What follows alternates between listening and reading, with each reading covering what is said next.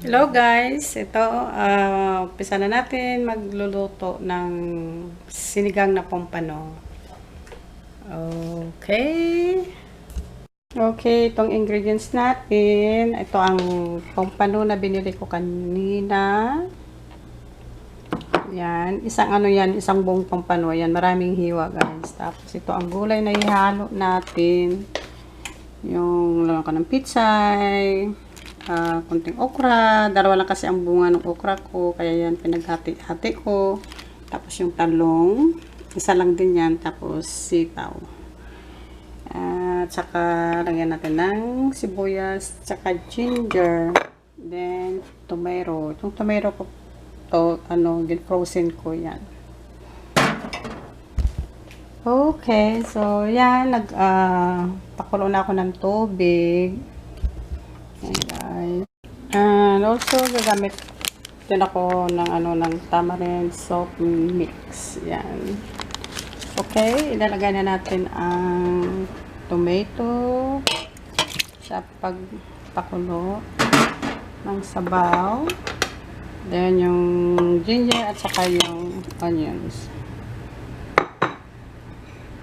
Ayan guys, hayaan natin kumulo. Tapos ilagay natin yung ating isda. Okay, yan, kumulo na. Ilalagay na natin ang ating isda. Okay, isa-isahin na lang natin kapag lagay. Yan.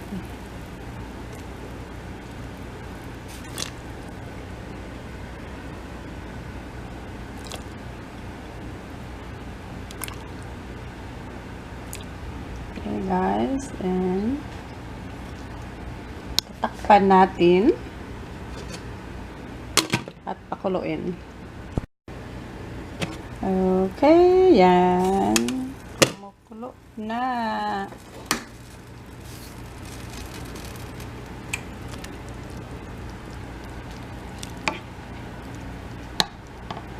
I-add na lang natin guys ang tamarind soup mix. Yung pagsigang, i-ubos na natin yung isang pan. Masarap kasi yung maasim-asim.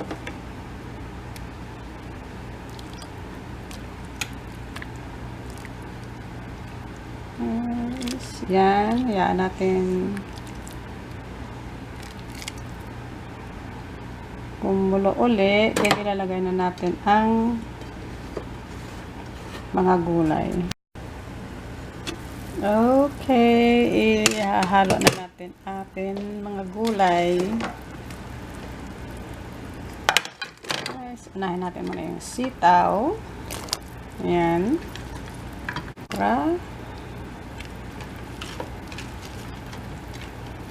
Tsaka yung talong.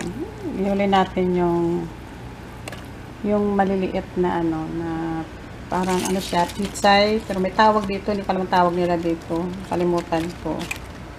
Pitsay sa atin. Okay, yan na ilagay na, takpan na lang natin ulit, saka pakuluan. Okay guys, yan, kumulo na.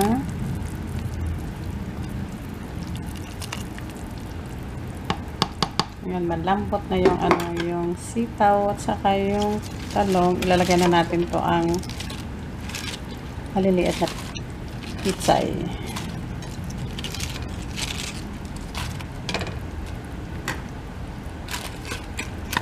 Okay, at saka yung guys, nakalimutan ko ilagay ang yung sili. Sandali.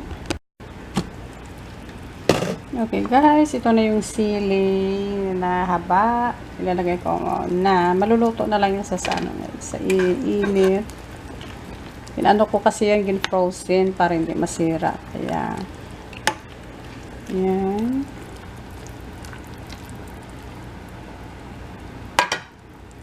Okay, go ahead.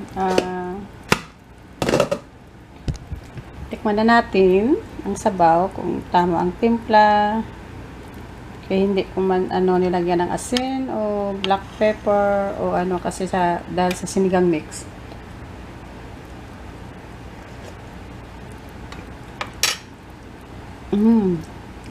Kunting ano pa, kunting salt. Lagyan natin ng kunting salt.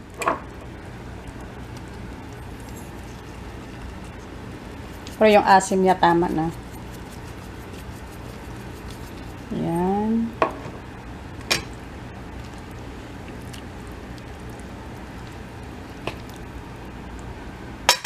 Okay guys, turn off na natin ang oil.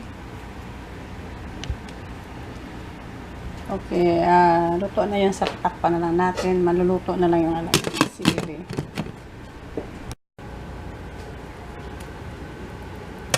Okay, luto na siya. Ito, maglalagay na ako sa sa bowl. Kain na tayo ng tanghalian. Wow, it's already 2:35 ng hapon. Naman guys, late na yung gusto ko yung yung paborito ko yung ulo. Okay, guys.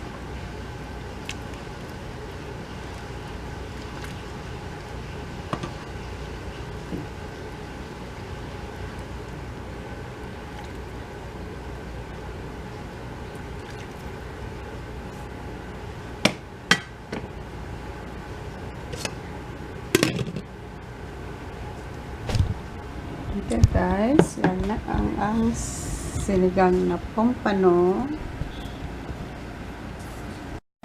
Okay guys, kain na tayo ng lunch. Yan.